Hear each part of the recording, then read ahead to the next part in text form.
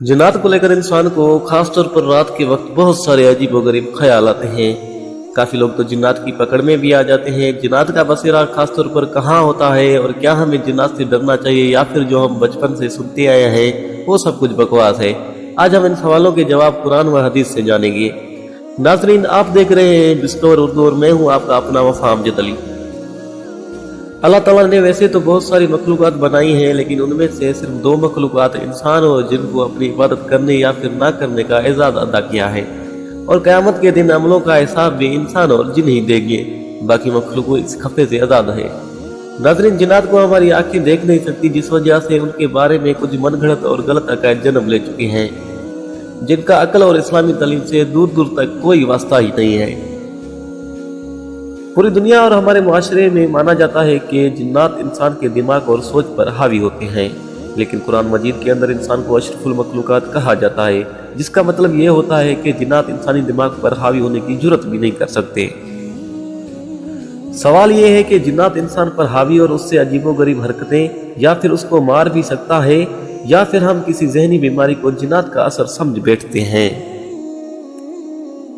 जैसे कि आज की साइंस भी जिन्नात को नहीं मानती, क्योंकि उनको तजर्बात के जरिए लेबॉरेटरी में साबित करना मुमकिन नहीं है।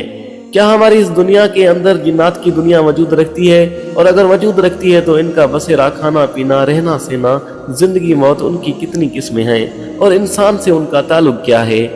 नाज़रीन, जिन्नात पर यकीन रखना हमारे मजहब इस्लाम में आता है, क्योंकि कुरान मजीद में इनका जिक्र मौजूद है। कुरान मजीद में वाज़ेह है कि जिन्नात इंसान से अलग एक मखलूक है, और हदीस शरीफ में भी आता है कि इंसान को मिट्टी से और जिन्नात को आग से पैदा किया गया है।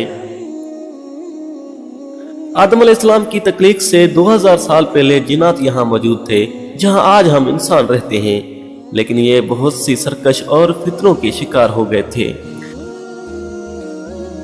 जिस वजह से अल्लाह ने जिन्नात से हुकूमत छीन कर इंसान यानी आदम अलैहिस्सलाम को दे दी।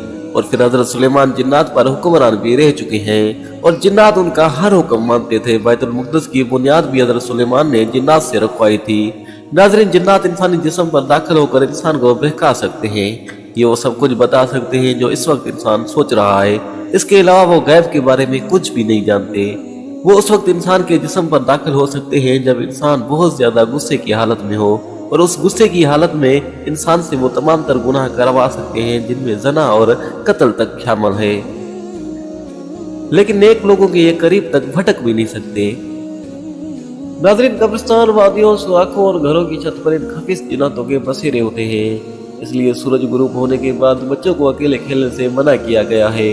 जिन्नात की कई किस्में हैं। पहली किस्म है मूल। ये सबसे खतरनाक और मनूस है, जो किसी से भी बाज नहीं आती।